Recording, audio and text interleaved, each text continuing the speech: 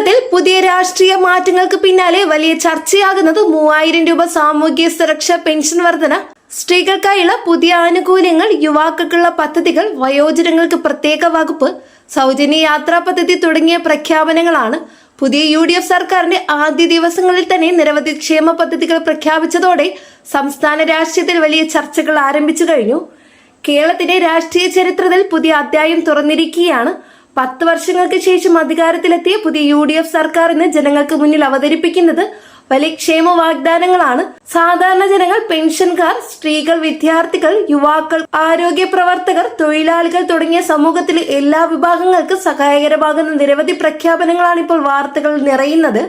പ്രത്യേകിച്ച് സാമൂഹ്യ സുരക്ഷാ പെൻഷൻ 3000 ഉയർത്തുമെന്ന പ്രഖ്യാപനം സംസ്ഥാനമൊട്ടാകെ വലിയ പ്രതീക്ഷ സൃഷ്ടിച്ചിരിക്കുകയാണ്.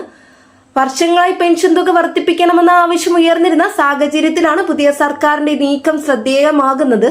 ഇപ്പോൾ കേരളത്തിലെ ഗ്രാമപ്രദേശങ്ങളിലും നഗരപ്രദേശങ്ങളിലും ഏറ്റവും കൂടുതൽ ചർച്ച ചെയ്യപ്പെടുന്ന വിഷയം 3000 പെൻഷൻ എപ്പോൾ ലഭിക്കുമെന്നതാണ്. വയോജനങ്ങൾ, വിധവകൾ, ഭിന്നശേഷിക്കാർ, കർഷക തൊഴിലാളികൾ, അസംഘടിത തൊഴിലാളികൾ തുടങ്ങിയവർക്ക് വലിയ ആശ്വാസമായി ഈ പ്രഖ്യാപനം മാറുമെന്നാണ് വിലയിരുത്തൽ. നിലവിലെ ചെലവുകൾ വർദ്ധിച്ചിരിക്കുന്ന സാഹചര്യത്തിൽ പെൻഷൻ തുക കൂട്ടണമെന്ന ആവശ്യം ഏറെ ശക്തമായിരുന്നു. ഭക്ഷ്യവില, മരുന്ന് ചെലവ്, ചികിത്സാ ചെലവ്, വൈദ്യുതി നിരക്ക് എന്നിവ ഉയർന്നതോടെ സാധാരണ ജനങ്ങൾക്ക് ജീവിതം മുന്നോട്ട് കൊണ്ടുപോകാൻ ബുദ്ധിമുട്ടുണ്ടായിരിക്കുന്നുവെന്നാണ് പൊതുവായ വിലയിരുത്തൽ. ഈ സാഹചര്യത്തിലാണ് പുതിയ സർക്കാർ ക്ഷേമ പദ്ധതികൾക്ക് മുൻഗണന നൽകുന്നത്. പുതിയ മുഖ്യമന്ത്രിയായി അധികാരമേറ്റ VD സതീശൻ ആദ്യ വാർത്താ സമ്മേളനത്തിൽ തന്നെ സ്ത്രീകൾക്കായുള്ള സൗജന്യ KSRTC യാത്രാ പദ്ധതി ഉടൻ നടപ്പിലാക്കുമെന്ന് പ്രഖ്യാപിച്ചു. ജൂൺ 15 മുതൽ പദ്ധതി ആരംഭിക്കുമെന്നാണ് അറിയിച്ചത്. ഇത് കുടുംബ ചെലവ് കുറയ്ക്കാൻ സഹായിക്കുമെന്നാണ് സർക്കാരിന്റെ വിലയിരുത്തൽ. ദിവസേന ബസ്സിൽ യാത്ര ചെയ്യുന്ന സ്ത്രീകൾക്ക് വലിയ ആശ്വാസമാകുന്ന പ്രഖ്യാപനമാണിതെന്ന് രാഷ്ട്രീയ നിരീക്ഷകർ പറയുന്നു. കേരളത്തിലെ സ്ത്രീകളുടെ സാമ്പത്തിക സുരക്ഷ വർദ്ധിപ്പിക്കുന്നതിനായി കൂടുതൽ പദ്ധതികളും വരാനിടയുണ്ടെന്ന സൂചനകളാണ് ഇപ്പോൾ ലഭിക്കുന്നത്. കുടുംബശ്രീ വനിതകൾക്ക് വായ്പാ ഇളവുകൾ, സ്വയം തൊഴിൽ സഹായ പദ്ധതികൾ, ചെറുകിട സംരംഭങ്ങൾക്ക് പലിശരഹിത വായ്പകൾ തുടങ്ങിയവ ചർച്ചയിലുണ്ട്. യുവതികൾക്ക് പ്രതിമാസ ധനസഹായം നൽകുന്ന പദ്ധതി പ്രഖ്യാപിച്ചതും വലിയ ചർച്ചയാകുന്നു. കോളേജുകളിൽ പഠിക്കുന്ന പെൺകുട്ടികൾക്ക് 1000 പ്രതിമാസ സഹായം നൽകുമെന്ന വാഗ്ദാനവും ഇതിനകം ശ്രദ്ധ നേടിയിട്ടുണ്ട്. കേരളത്തിലെ ആശാപ്രവർത്തകർക്ക് നൽകിയ പുതിയ പ്രഖ്യാപനവും സംസ്ഥാന രാഷ്ട്രീയത്തിൽ വലിയ ശ്രദ്ധ നേടി. ദീർഘകാല സമരങ്ങൾക്ക് ശേഷം ആശാപ്രവർത്തകരുടെ ഹോണിറ്റേറിയ 3000 വർദ്ധിപ്പിക്കുമെന്ന് സർക്കാർ അറിയിച്ചു. ഇതോടെ അവരുടെ പ്രതിമാസ തുക 12000 ഉയർത്തുമെന്നാണ് റിപ്പോർട്ടുകൾ.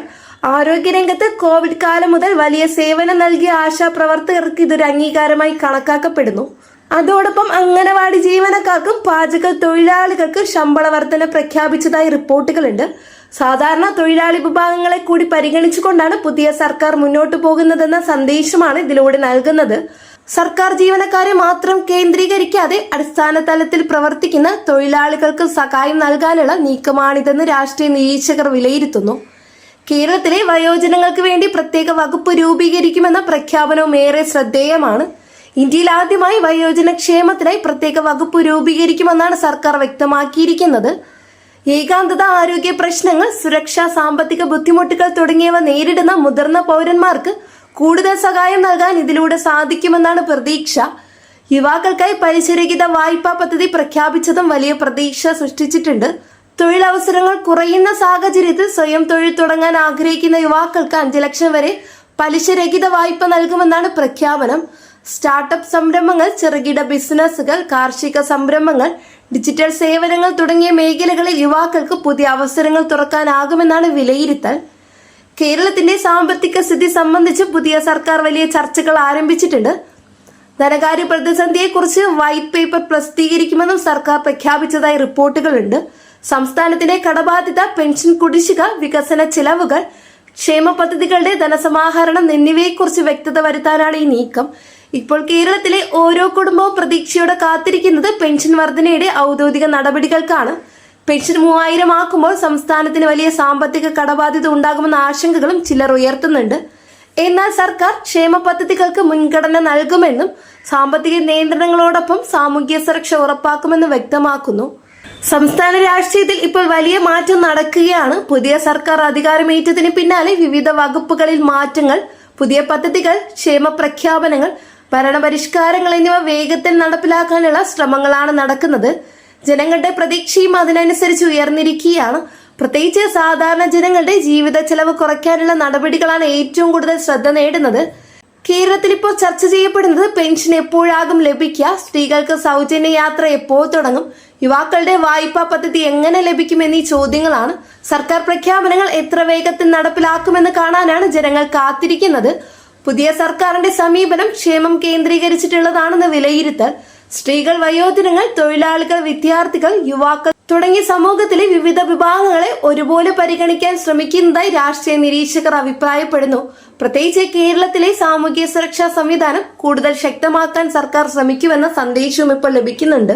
ഇതൊക്കെയായി കേരള രാഷ്ട്രീയത്തിൽ പുതിയ പ്രതീക്ഷയുടെ കാലഘട്ടം ആരംഭിച്ചിരിക്കുകയാണ്. വരും ദിവസങ്ങളിൽ കൂടുതൽ പ്രഖ്യാപനങ്ങൾ ഉണ്ടാകുമെന്ന പ്രതീക്ഷയിലാണ് ജനങ്ങൾ. ക്ഷേമ പദ്ധതികൾ യഥാർത്ഥത്തിൽ ജനങ്ങളിൽ എത്തുമോ, സാമ്പത്തിക പ്രതിസന്ധികൾ മറികടക്കാനാകുമോ, വാഗ്ദാനങ്ങൾ എത്ര വേഗത്തിൽ നടപ്പിലാകുമെന്നതെല്ലാം ഇനി കേരളം ഉറ്റുനോക്കുകയാണ്. ഈ വീഡിയോ നിങ്ങൾക്ക് ഉപകാരപ്പെട്ടു എന്ന് വിശ്വസിക്കുന്നു. വീഡിയോ യൂസ്ഫുൾ ആയ ചാനൽ സബ്സ്ക്രൈബ് ചെയ്യുക, തൊട്ടടുത്ത് കാണുന്ന ബെല്ലൈക്കൺ അമർത്താനും മറക്കരുത്. നെക്സ്റ്റ് അപ്ഡേറ്റ്സുമായിട്ട് വീണ്ടും കാണാം. എല്ലാവർക്കും നന്ദി, നമസ്കാരം.